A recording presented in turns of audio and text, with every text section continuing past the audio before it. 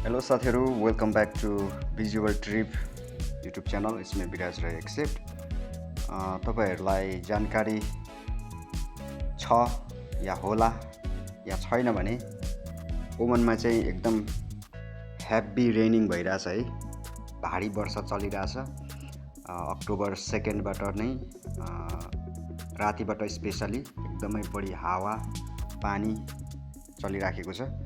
हुँदा चाहिँ नि हाम्रो रुमसम्म, हामी उतापट्टि हाम्रो रुम हो, हाम्रो बेडरुम चाहिँ उतापट्टि हो, तर यो रुममा चाहिँ म मिटिङहरू गर्छु हैन।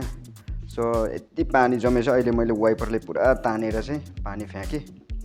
सो यो बेडहरू पुरा भिजिराखेको रहेछ बिहान उठ्दाखेरि है। किनभने यहाँबाट पानी अलिकति लिक भएछ। आई डोन्ट नो, यो ग्लासको अलिकति वासरले काम नगरेको रहेछ, पानी आइराखेको छ अझै पनि। किनभने जताबाट चाहिँ हावा आइराखेको छ तपाईँहरूले देख्दै हुनुहुन्छ, यहाँ पानी छिट्टो यहाँ कतैबाट पानी भित्र आइराखेको छ।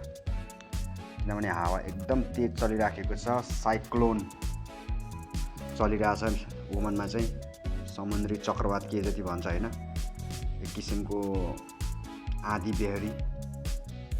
यो एकदमै हेभी हुन्छ। अझै आज यो सन्डे र मन्डे हुन्छ भनेर चाहिँ ओमनको मौसमविदहरूले जानकारी दिइसकेका छन्।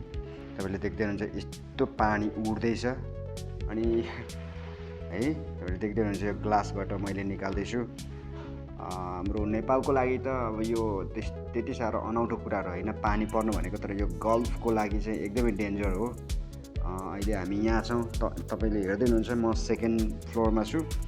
सो आई डोन्ट नो, सानो छाप्राहरू पनि हुन्छ त्यहाँ। तपाईँले यो टिन बारेको उतापट्टि हेर्नुहुन्छ, सानो यस्तो डेरामा पनि बस्नेहरू थुप्रो हुन्छन्, के भन्छ, कन्स्ट्रक्सनको कामको लागि।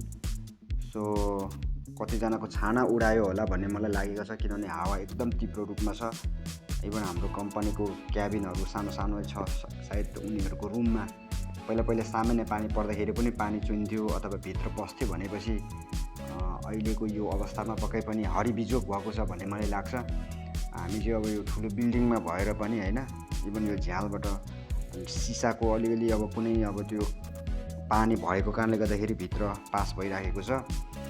एकदमै डेन्जर छ यो साइक्लोन। अब 6.6 मिलिमिटर 606 मिलिमिटर समथिङ पानी पर्छ भन्ने चाहिँ न्युजमा आएको छ होइन। यो ओमनको चाहिँ मस्कट राजधानीभन्दा 650 किलोमिटर पर चाहिँ अरब सागरमा यो चक्रवर्ती तुफान आएर चाहिँ सुरु भएर चाहिँ ओमनतर्फ, मस्कटतर्फ बढ्दै आइराखेको छ। त्यस कारणले गर्दाखेरि अहिले सन्डे र मन्डे टोटली ओमन सरकारले चाहिँ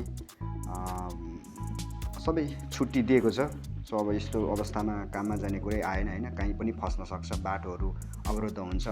अब यो अहिले बगिराखेको पानीहरूले तल गहिरोमा भएको रोडहरू पुरा जमिसकेको छ, पक्कै पनि जाने स्थिति छैन है। अब पक्कै पनि उडाउने सम्भावना छ। सो यिनै हो ओमनको अहिलेको ताजा अपडेट है।